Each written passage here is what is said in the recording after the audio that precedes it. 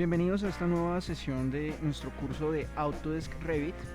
En nuestra última ocasión quedamos en la configuración de nuestras vistas de planta, alzados y cortes.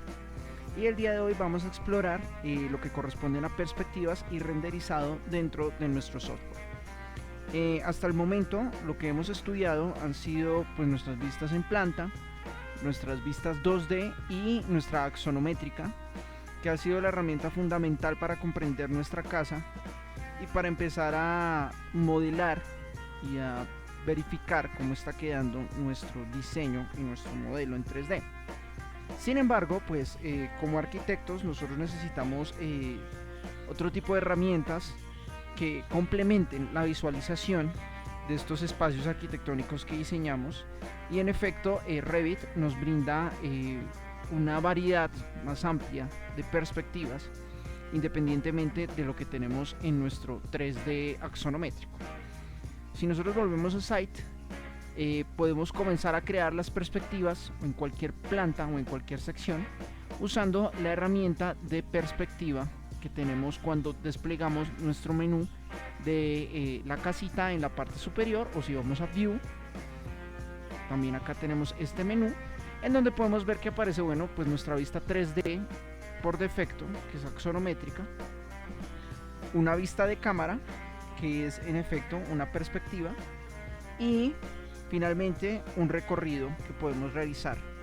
El día de hoy vamos a explorar entonces primero nuestra herramienta de perspectiva, luego vamos a hacer un pequeño recorrido y finalmente vamos a empezar a ver cómo configurar nuestros renders para obtener un resultado mucho más realista de lo que es nuestros modelos.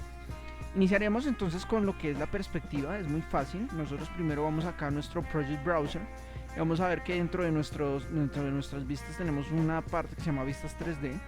Si la desplegamos, actualmente tenemos nuestro 3D básico, y cuando nosotros vamos aquí y seleccionamos cámara, nos aparece en el cursor una cámara en efecto. ¿Esto qué significa? Nosotros podemos dar clic en cualquier punto de nuestro modelo y ese va a ser el punto focal, el punto de vista que vamos a tener de nuestra perspectiva. Inmediatamente, sin dar ninguna otro clic, nos van a aparecer tres líneas. Una línea que está enlazada a nuestro cursor, la cual corresponde a la dirección de nuestra perspectiva, y otras dos que nos van a indicar todo el campo de vista que vamos a tener al realizar esta perspectiva. Voy a apuntar entonces hacia la casa, muy lejos, y al dar clic de nuevo vamos a ver que se nos generó la perspectiva. Nos aparece enmarcada en un rectángulo que corresponde precisamente a ese campo de visión que nos daban las otras dos líneas, y nosotros podemos ir modificando este campo de visión aumentando aquí el corte. No nos va a afectar nada más que pues nos va a generar una vista un poco deforme hacia los lados, teniendo en cuenta una perspectiva gran angular. En este caso, como vemos, la perspectiva nos sale en Hidden Line. Nosotros podemos empezar a modificar esto, y como se dan cuenta, pues en primera instancia crear una perspectiva no es complicado, sencillamente requiere poner dos clics, fácil. Pero vamos a entrar a ver entonces qué otras herramientas tenemos en este momento. Si nosotros seleccionamos aquí nuestro margen de corte, vemos en nuestras propiedades de instancia otros elementos que son interesantes para comenzar a configurar nuestra vista. El primero va a aparecer en Extents. Aquí pues tenemos un Crop View, o sea, la vista está cortada. Nosotros podemos quitar este elemento, pero claramente la vista se va a deformar. Podemos tener también aquí un offset que nos indica hasta dónde va nuestra perspectiva. Es decir, si yo cambio esto de 133 a 10 metros, vemos que nuestra perspectiva corta hasta acá. E igualmente nosotros podemos decir si eso está activo o no aquí en el Far Clip Active. ¿Sí? Si yo lo selecciono, pues en efecto nuestra vista va a tener un corte infinito. ¿Qué define el corte? En un principio, el corte lo define el punto en el cual yo voy a dar clic, el segundo clic en nuestra perspectiva. Es decir, cuando yo estaba en la planta, yo doy el primer clic donde aparece nuestro punto de vista, y el segundo clic lo di a una distancia determinada de ese primer clic. Esa distancia va a ser nuestro Far Clip Offset. Yo lo puedo variar acá después. Y si yo selecciono aquí mi margen de nuevo y voy a Site, vemos que aquí aún tenemos seleccionada nuestra vista. Si yo cambio acá 10 metros,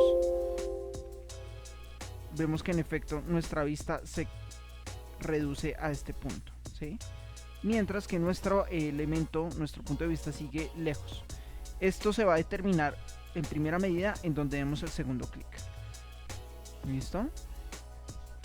Aquí yo también le puedo asignar un scope box al elemento. En la zona de aquí seleccionando una caja, que pues como vemos aún tenemos nuestro scope box de vistas arquitectónicas. Yo lo que hago es que al seleccionarlo no me va a cortar la vista teniendo en cuenta este scope box, porque en efecto no son paralelas. Sin embargo, me va a generar un selection box, una section box, en donde me va a delimitar todo el proyecto con base en nuestro scope box que tengamos generado. Como se dan cuenta, en la parte de scope box aparece pues precisamente eso, y abajo aparece la opción de section box, donde yo puedo activar la section box y configurarla de manera arbitraria. O sea, yo puedo acá, incluso en nuestra perspectiva, generar unas perspectivas cortadas. Si yo cojo y atraso esto hasta acá, vemos que me genera una perspectiva cortada. Entonces es bastante útil para generar estas secciones fugadas. Puedo empezar a jugar con estas dos herramientas y empezar a generar unas secciones mucho más interesantes, ¿no? En la parte de abajo tenemos la parte de cámara, que nos va a indicar la configuración de nuestro punto de vista. Entonces, en el primer campo nos aparecen las configuraciones de renderizado, que al dar clic nos aparece acá un pequeño cuadro que vamos a estudiar más adelante. Aquí tenemos otro que es Projection Mode. Yo puedo cambiar esto de perspectiva a ortogonal, lo cual me va a generar inmediatamente una perspectiva ortogonal parecida a nuestro 3D ortográfico inicial. Y aquí abajo tenemos dos puntos, que uno es la altura del ojo respecto a un nivel de referencia, que en el caso en el que lo pusimos en Site, el nivel de referencia fue el sótano 1. Este nivel de referencia corresponde y siempre corresponderá a la vista en la cual generemos nuestra perspectiva. Si yo hubiera hecho esta perspectiva en el nivel 2, queda con referencia a ese nivel. Entonces aquí en el Eye Elevation, pues voy a indicar la altura del ojo que va a tener respecto a ese nivel de referencia. Acá por defecto está en 1.75, porque pues en efecto esa es la altura promedio de una persona. Y en el Target Elevation es el otro punto, el punto objetivo, el segundo clic, a qué altura está. ¿Esto en qué me va a variar? Bueno, si nosotros queremos una vista, por ejemplo, una perspectiva fugada aérea, yo puedo entonces colocar la altura del ojo sea a unos 20 metros, y esto me va a variar. Si yo quiero enfocar más la casa, bueno, bajo más la altura de nuestro objetivo, a menos 10 metros puede ser, y vemos que entonces acá empezamos a jugar con nuestra posición en la perspectiva, ¿sí? De esta manera yo puedo generar una perspectiva fugada desde la parte superior, desde la parte inferior, y empezar a hacer unas perspectivas mucho más interesantes. De todos modos, si yo llego y acá empiezo a hacer una rotación 3D como lo hacemos en nuestro 3D ortográfico, oprimiendo Shift y Scroll, igualmente yo puedo empezar a modificar el posicionamiento de nuestra cámara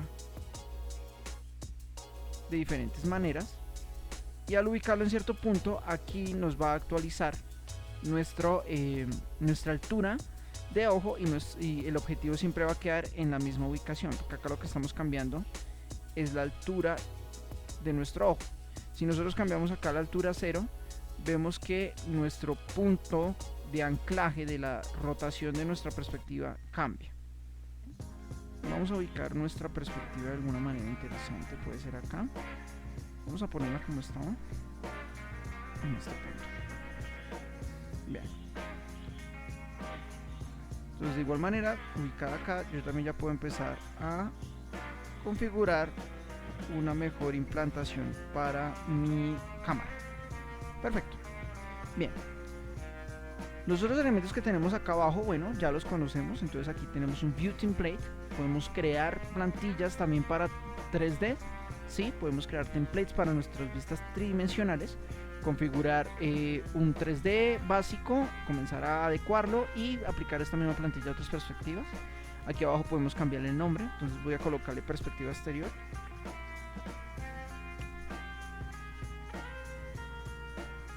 Y aquí abajo, bueno, esto ya lo veremos en un curso más avanzado. Bien, de esta manera entonces vemos que las perspectivas se generan muy fácil.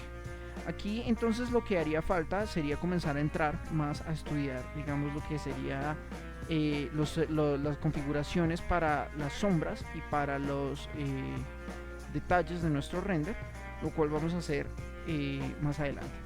Por ahora entonces nos vamos a centrar en la segunda herramienta, que es la cámara de recorrido. Vamos a generar un recorrido dentro de nuestra casa.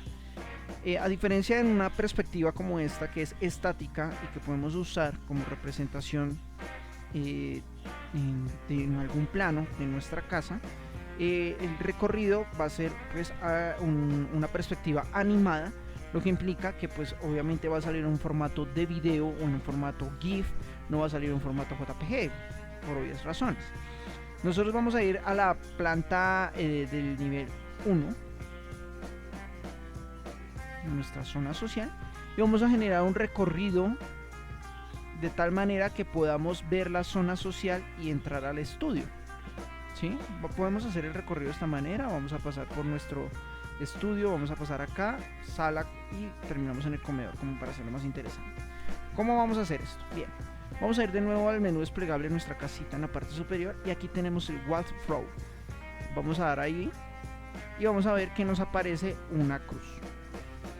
Lo que vamos a hacer es picar en los lugares en los que queremos ir avanzando. Antes de eso es importante ver la configuración que tenemos acá arriba. Lo podemos hacer de manera ortográfica o en perspectiva. Obviamente aquí lo voy a dejar en perspectiva porque quiero que el recorrido sea en perspectiva. Si le quito esta opción, me va a aparecer la opción de escala. Aquí va a estar la altura de nuestro ojo. Nosotros podemos jugar también con este elemento, si queremos que sea un poquito más bajo o un poquito más alto, etcétera. Y respecto a qué nivel, vuelve y juega acá sobre el nivel arquitectónico del nivel 1. ¿Listo? Entonces aquí vamos a empezar a dibujar. Voy a empezar picando en el inicio de nuestro recorrido. Y como vemos, nos aparece la misma manera que cuando hacíamos una perspectiva básica. Sin embargo, aquí nos va apareciendo una línea. ¿Esto qué nos va indicando? Nos va indicando por dónde nos vamos desplazando y qué vamos viendo. Esto lo podemos modificar más adelante. Si yo pico acá, vamos viendo que se va quedando almacenado ciertas fotogramas que nos va indicando qué es lo que vamos viendo a medida que vamos avanzando en el recorrido.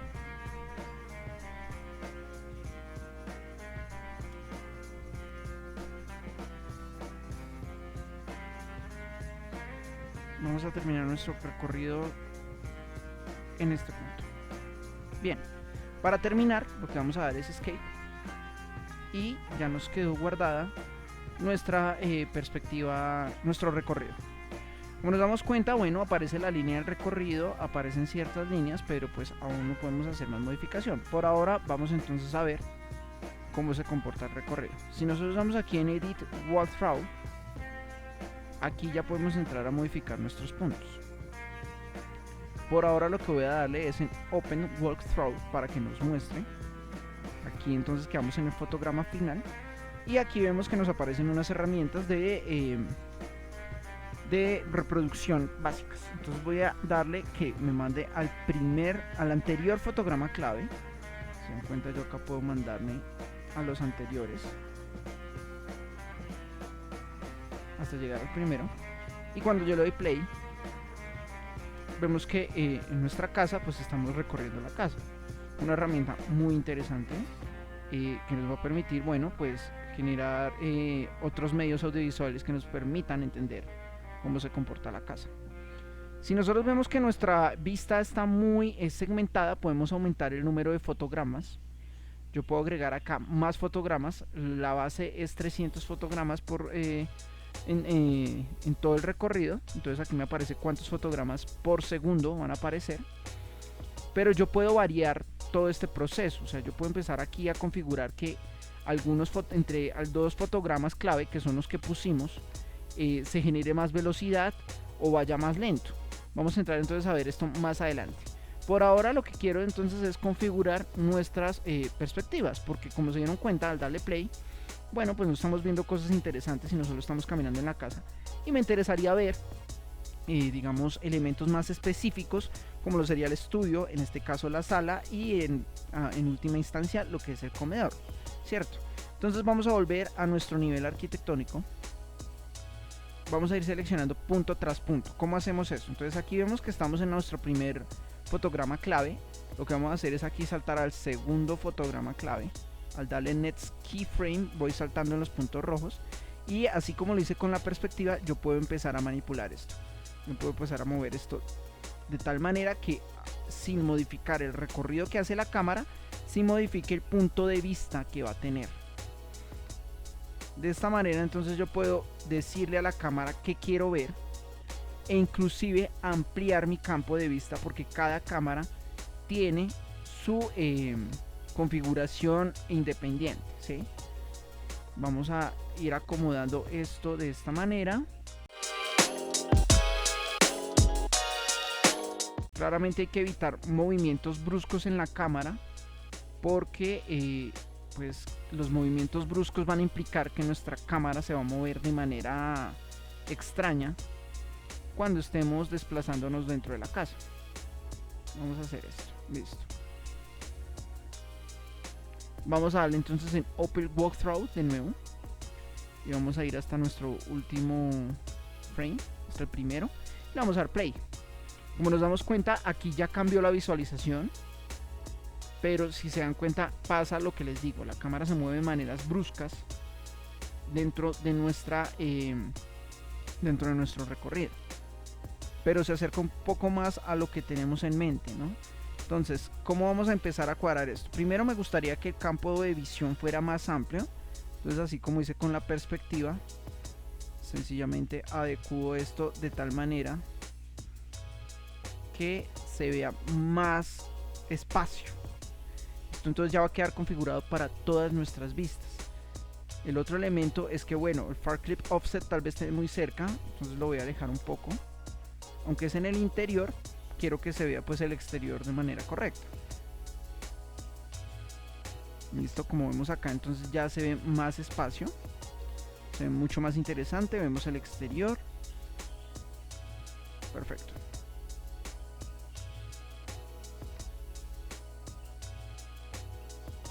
Listo. Ok, entonces lo que vamos a entrar a hacer ahora, ya tenemos configurado nuestro recorrido, es cambiar la velocidad de cada uno de los puntos. Si me doy cuenta, en algunos puntos la cámara avanza muy rápido y me gustaría que se centrara más, digamos, en este espacio, que no lo pasara tan rápido. En el caso de la sala igual, digamos que en los espacios alternos es que me gustaría que se concentrara y dejara de alguna manera la transición entre espacios. Primero quiero ubicar un poco la cámara un poco más distante en estos espacios para que me capte mejor el espacio. Bien, quiero entonces empezar a desplazar estos puntos. ¿Y cómo lo voy a hacer? Bueno, acá arriba me aparecen los tipos de controles que tengo. Actualmente tengo un control que es la cámara activa. Yo puedo cambiar eso a pad. Entonces en este caso, en el pad ya se me activa los puntos de control, donde puedo empezar a mover esto de esta manera. Sí, alejándolo un poco más. No importa que quede bien pegado al muro.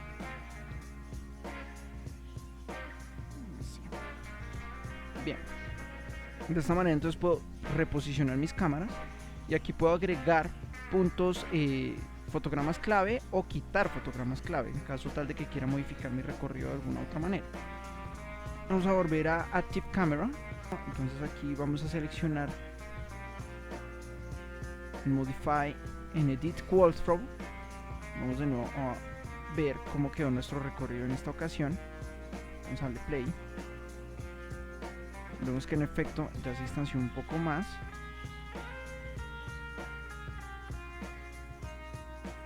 Y me permite apreciar mucho mejor el espacio. Sí, tenemos acá en la mesa de comedor, ya no está tan encima de la mesa de comedor. Me parece mucho mejor. Bien, ahora bien, lo que queremos entonces es variar la velocidad, ¿no? Lo que voy a hacer es entonces darle acá y voy a tener en cuenta primero entre qué puntos, porque acá ya tengo los números de fotogramas clave, entre qué fotograma y qué fotograma quiero que cambie la velocidad. Entonces lo que voy a hacer es primero ir a nivel, la planta, del tercero al cuarto quiero que la velocidad sea a la mitad. Entonces aquí, como vemos arriba, aparece una velocidad uniforme donde me indica pues la cantidad de frames por segundo. Si yo aumento la cantidad de frames por segundo, pues obviamente el video va a ir más rápido. Igual si yo acá aumento a 600, apply,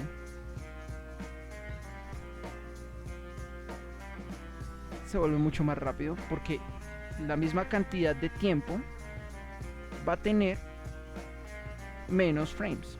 Lo voy a poner en 600 acá. Ahora sí. Y entre más frames tenga, más lento es. O sea, si yo pongo, en el caso de ahorita que me equivoqué, pongo 60 frames, va a ser mucho más lento el video. Si pongo mucho más rápido el video. Si pongo 600 frames, va a ser mucho más lento, porque va a tener muchos más fotogramas en un lapso de segundo. El tiempo lo determina la cantidad de frames y la cantidad de fotogramas por segundo también que vayamos a tener. De esta manera entonces vamos a empezar a configurar la temporalidad de nuestro video. ¿Sí? Si yo acá agrego, mire, ya tenemos 40 segundos. Si le doy que pues tenga más frames por segundo, o sea, acá duplicamos la cantidad de frames y duplicamos la cantidad de frames por segundo, bueno, va a quedar a la misma velocidad de antes, pero se va a ver mucho más detallado.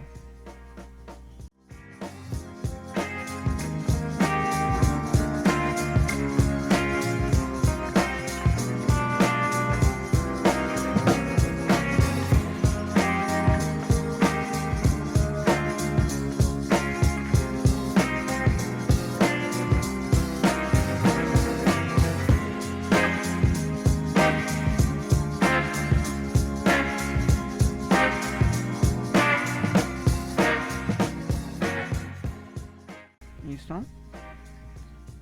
Bien, como vemos acá, es ahí donde empezamos a hacer la variación. Voy a dejarlo en 300 frames y 15 frames por segundo, de esta manera. Y lo que voy a hacer es entonces quitarle la opción de que sea una velocidad uniforme. Entonces ahora sí, aquí voy a empezar a hacer una variación de la aceleración bajo esta cantidad de fotogramas, y él me va a empezar a distribuir los fotogramas para que unas tomas sean más lentas que las otras, ¿ok?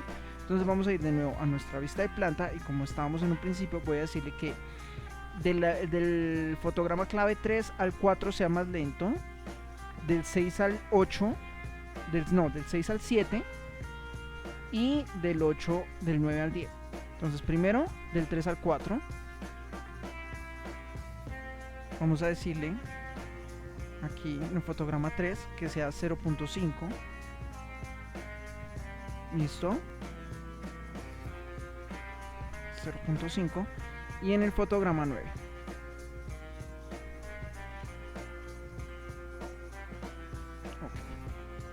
si yo vuelvo al walkthrough, vemos que ahí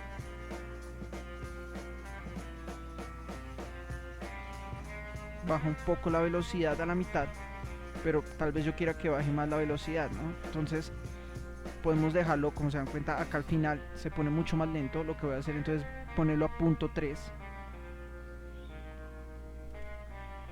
o a punto 2 para ver radicalmente ese cambio.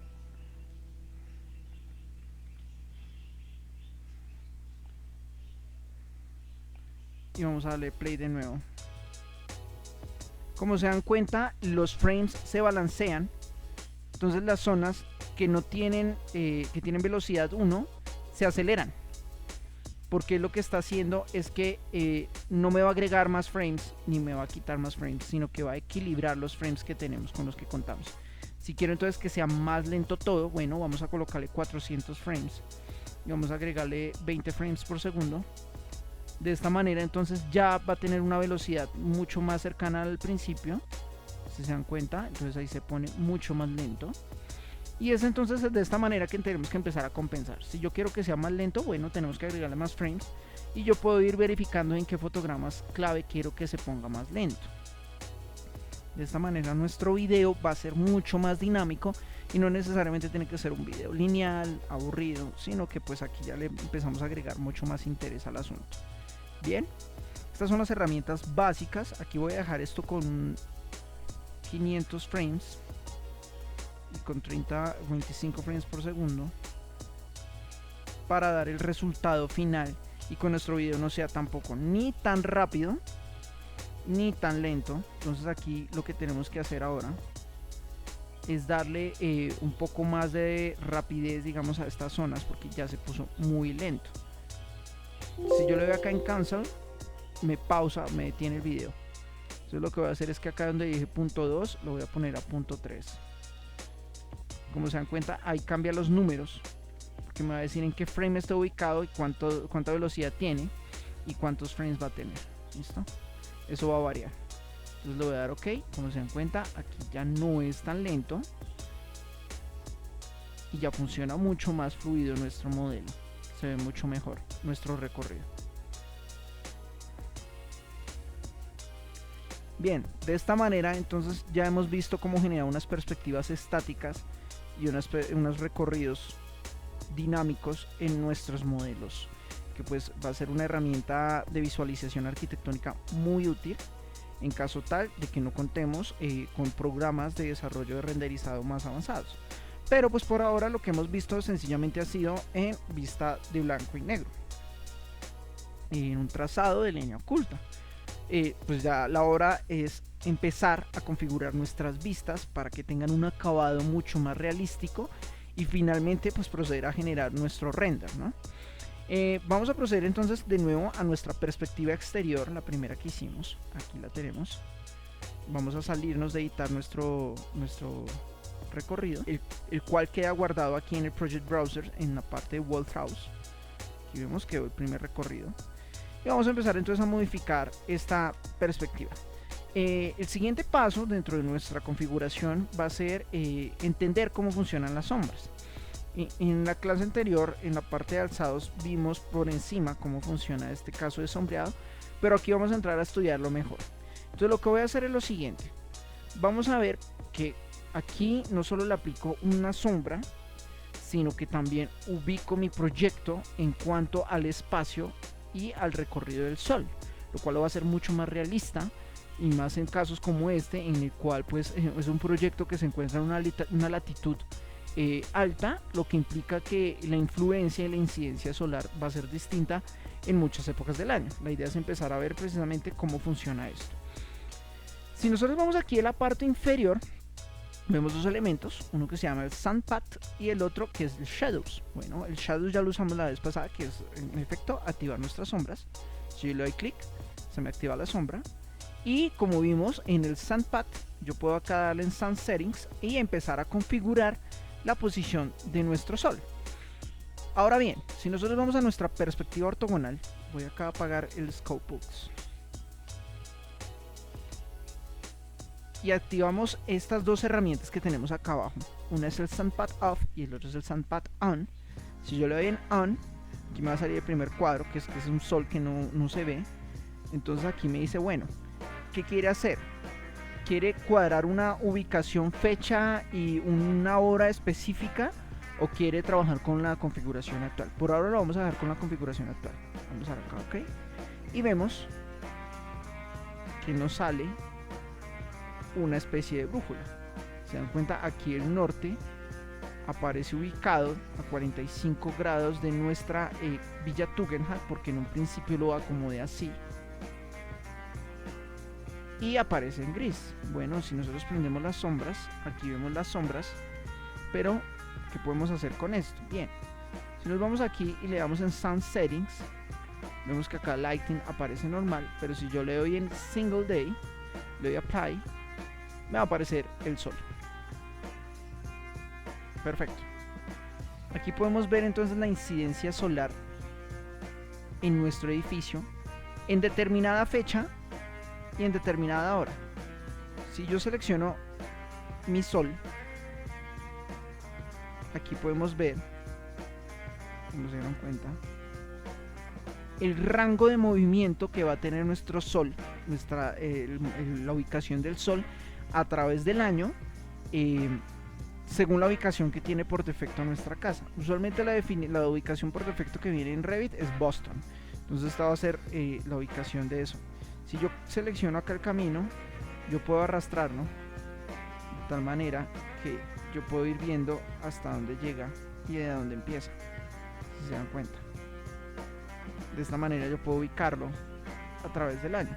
Pero yo también puedo hacer algo acá y es cambiar la fecha directamente. Yo le puedo decir que estemos, bueno, hoy es 11 de septiembre.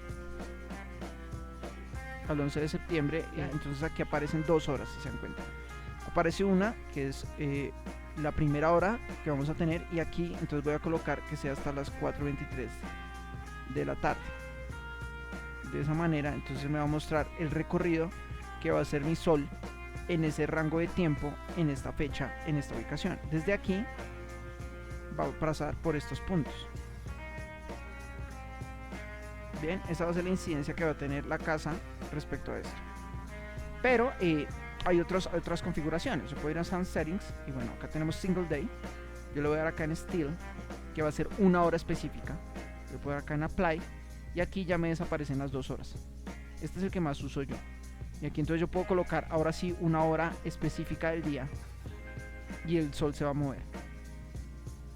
¿Cuál es la ventaja de esto? Pues que me permite entender cómo se está comportando mi casa y puedo colocar, digamos, fechas específicas. Por ejemplo, solsticio de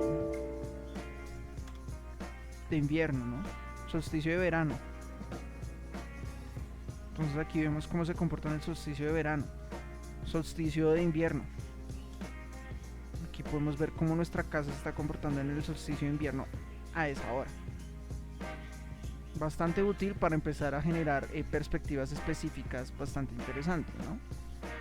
Por otro lado, entonces lo que vamos a empezar a hacer es configurar en efecto dónde estamos ubicados. Entonces yo voy acá de nuevo a Sun Settings. Aquí vemos que bueno, en efecto ya había cuadrado la localización. Estamos en la villa de Tugendhat en Chequia, en la República Checa. Si yo le doy clic acá, yo aquí puedo ubicar mi modelo en un lugar específico, que eso fue lo que ya hice. Como les digo, en defecto usualmente viene dentro de lo que es Boston. Entonces yo sencillamente acá tengo un Google Maps, es eso, un mapa, está basado en Bing, y yo arrastro mi casa hasta la ubicación que requiera y la voy buscando en esta zona. Perfecto. Aquí también entonces puedo ver cuáles son las temperaturas básicas y la ubicación que yo tengo en este instante. ¿Listo?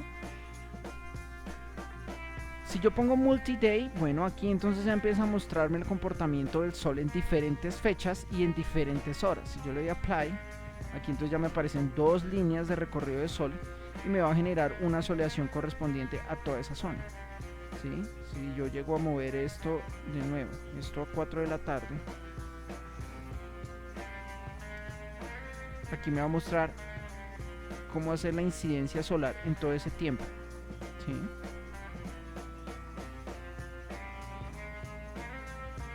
Yo acá entonces puedo empezar a mover mi sol teniendo en cuenta esa franja. Bien.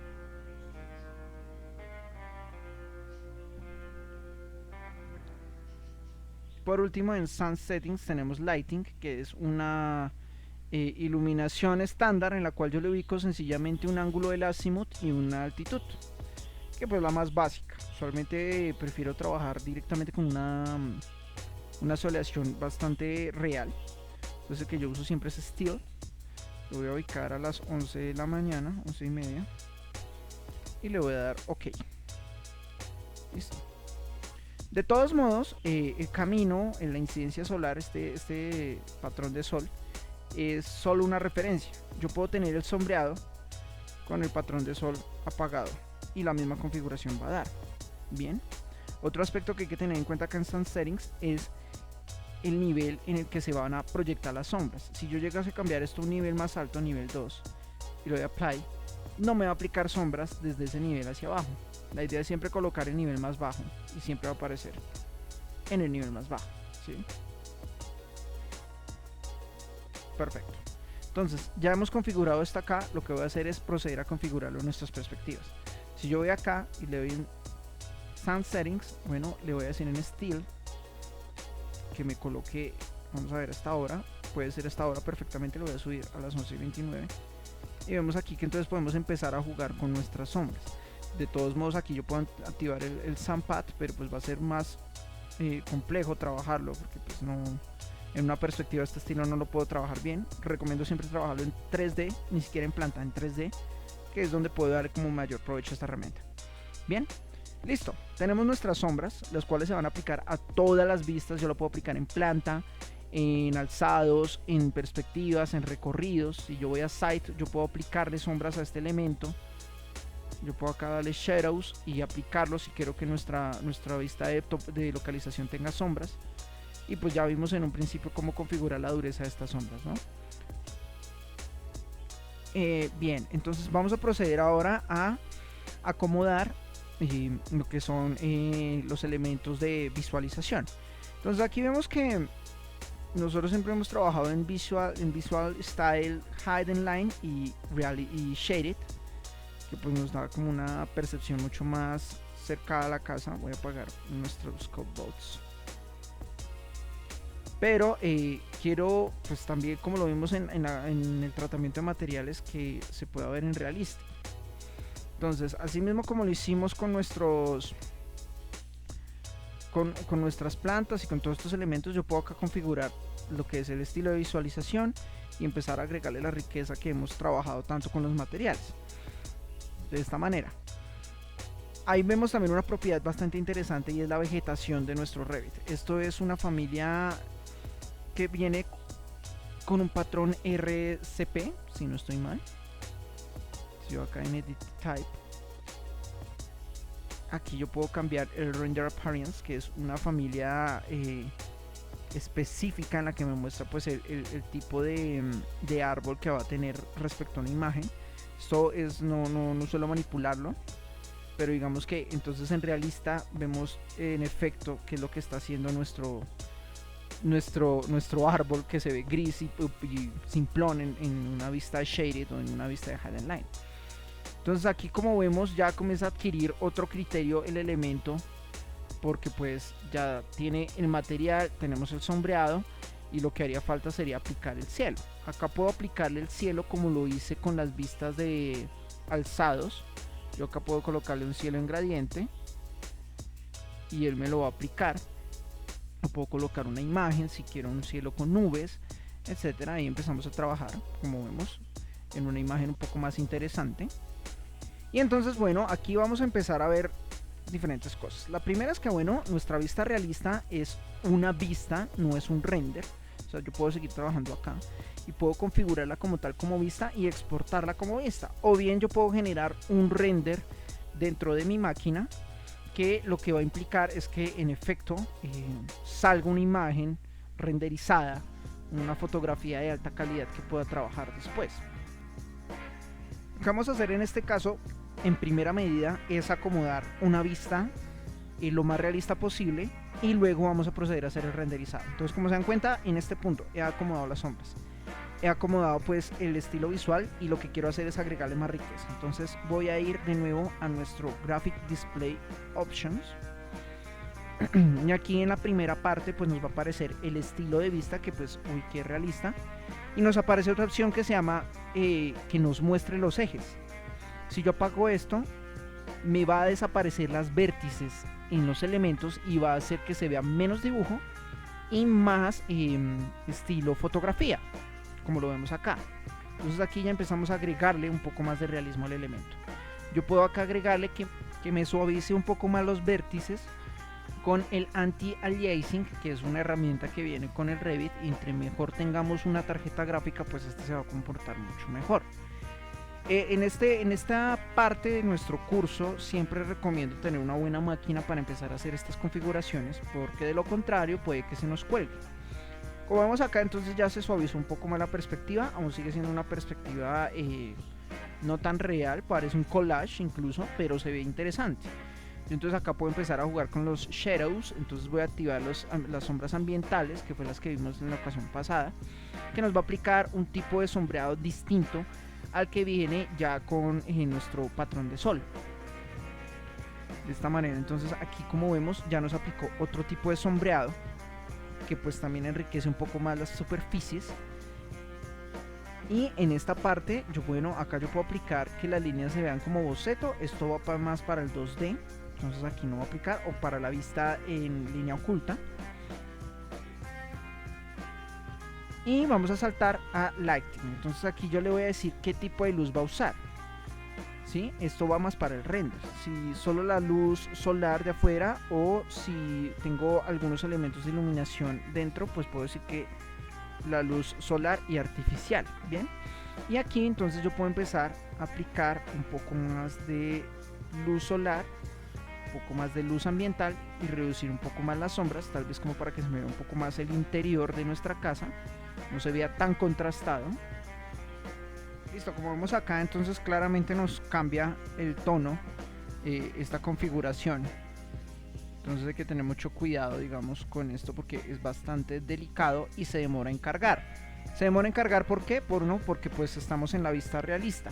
Siempre recomiendo hacer configuraciones de sombras en cuanto a lo que es exposición, sombreado, tipos de sombreado, no en vista realista, sino en vista sombreada, en un shaded, para que nos dé una comprensión de cómo se va a ver, y finalmente aplicar la vista realista, porque como se dan cuenta, pues si están haciendo el proceso, la máquina se demora en procesar estas texturas, porque tiene que pues hacer prácticamente un renderizado, una especie de renderizado. Bien, perfecto. Seguimos con la siguiente parte, que es Photographic Exposure, que pues aquí lo puedo hacer automático, manual. Si yo puedo empezar acá a trabajar con la exposición fotográfica si tengo alguna idea. Y acá, bueno, lo que ya vimos en el fondo, tal vez yo quiero un fondo un poco más oscuro, como dice, con la parte de los alzados. Con esto estamos ok, y vemos entonces un tipo de vista que se acerca mucho a un efecto real sin tener que llegar a hacer un render. De todas maneras, bueno, pues esta es la primera fase, pero en caso tal de que nosotros queramos realizar el render, bueno, pues tenemos que empezar entonces a trabajar con las siguientes herramientas, que son las que vamos a ver a continuación. Como digo, siempre recomiendo en estas vistas trabajar digamos en modo sombreado o en modo de línea oculta, toda esta configuración antes de entrar a procesar este elemento.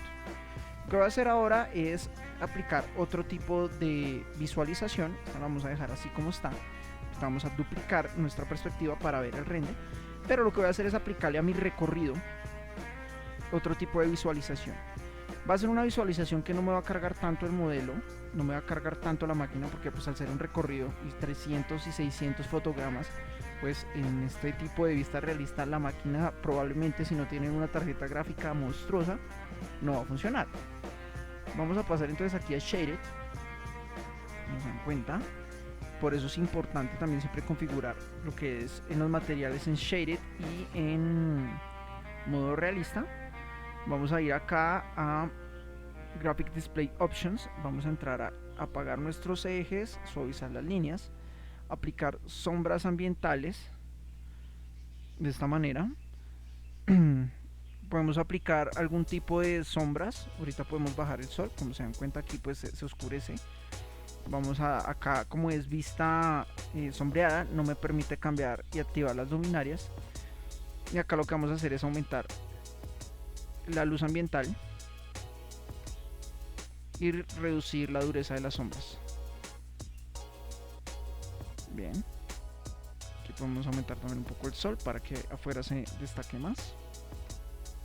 Bien, y vamos a colocar el fondo de gradiente. Listo, vamos a dar ok. De esta manera yo puedo configurar entonces nuestras vistas en recorridos sin tener que llegar a la parte realística. Si lo queremos hacer, lo podemos hacer, obviamente.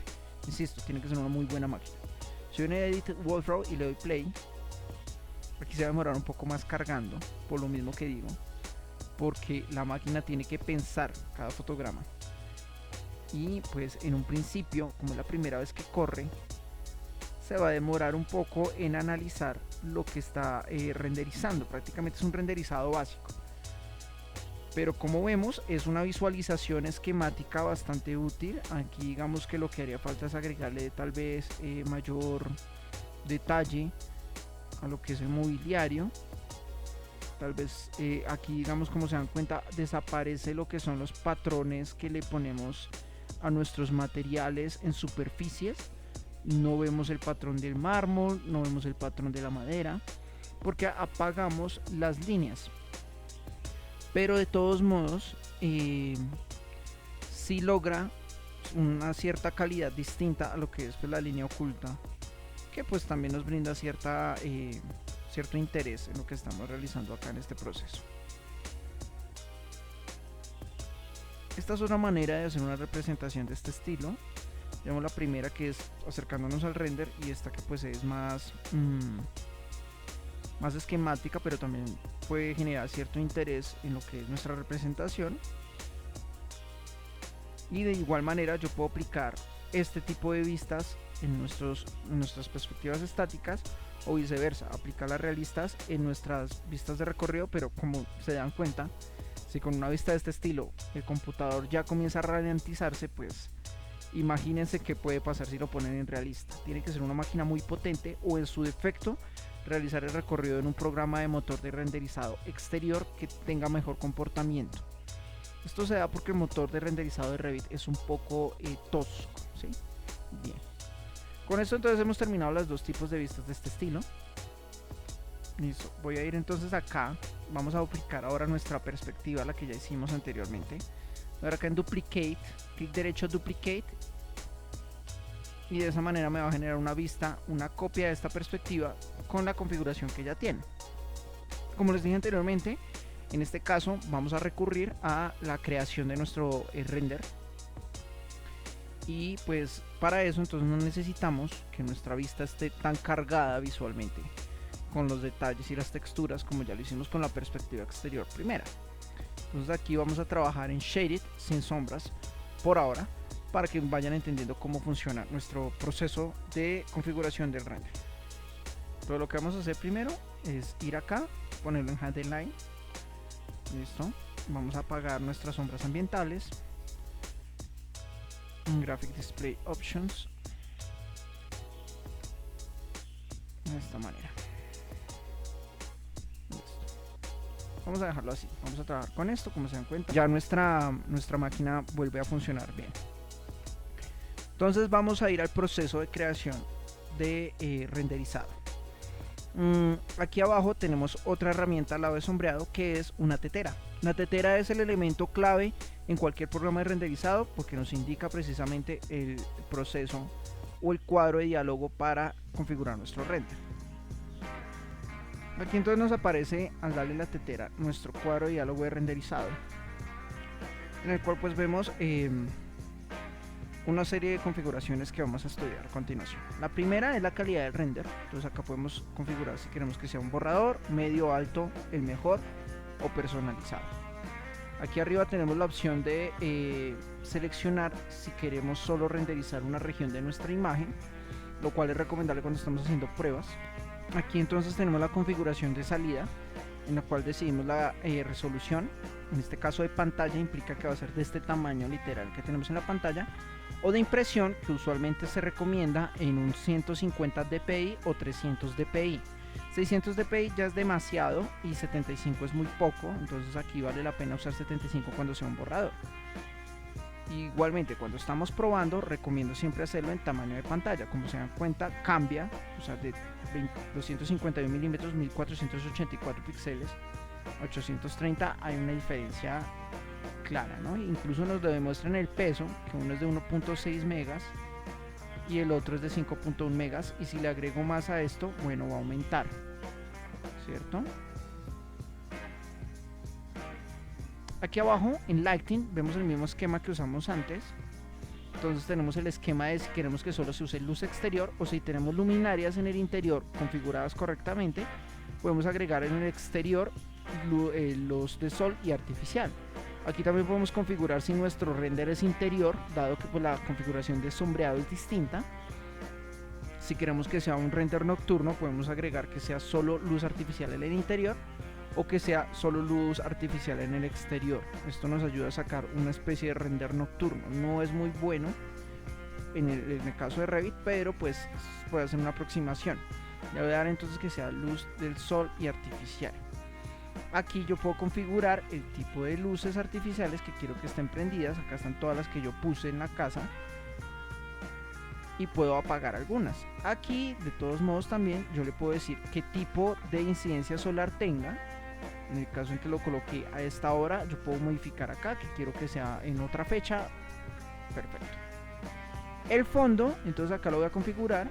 Si quiero que sea un cielo con pocas nubes, con muy pocas nubes, sin nubes, nublado, muy nublado, o si quiero en cambio que sea un color, una imagen o transparente. ¿Transparente cuánto es útil? Bueno, pues cuando queremos hacer un render sin fondo y después en un Photoshop agregarle un fondo más específico, no sé, puede ser un render nocturno en el cual no queremos que salga el fondo y en nuestro Photoshop colocarle un fondo estrellado mucho más desarrollado, pues esta es una opción muy frecuentemente utilizada dentro del renderizado de Revit. Vamos a usar en este caso uno con, vamos a usarlo nublado. Y aquí entonces en Adjust Exposure es el que vamos a usar cuando ya tengamos el renderizado. En este instante voy a entrar a hacer un render, el cual va a ser el tamaño de pantalla en borrador con este tipo de luces. Entonces la cuestión va a hacer que no sea tan detallado. Voy a entrar a hacer primero este render y al final de este capítulo les voy a mostrar lo que ya sería un render con una resolución alta, dado que pues esto va a tomar, no sé, un par de horas por lo menos. Entonces la idea es que ustedes vean cómo va a ser el resultado en borrador y después les dejo el resultado final en una calidad pues óptima, ¿no? Vamos a entrar entonces a renderizar, dándole acá. Él automáticamente va a cargar, va a generarme una pantalla negra automáticamente después de esto y va a empezar a generar el renderizado de cierta manera.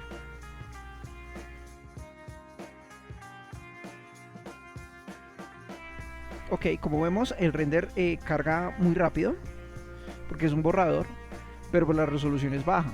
No vemos una resolución muy buena, ¿no? Pero ¿para qué nos sirve esta parte? Bueno, nos va a permitir ver cómo va a quedar nuestro render. Si queremos hacer algunos ajustes de exposición, este es el momento.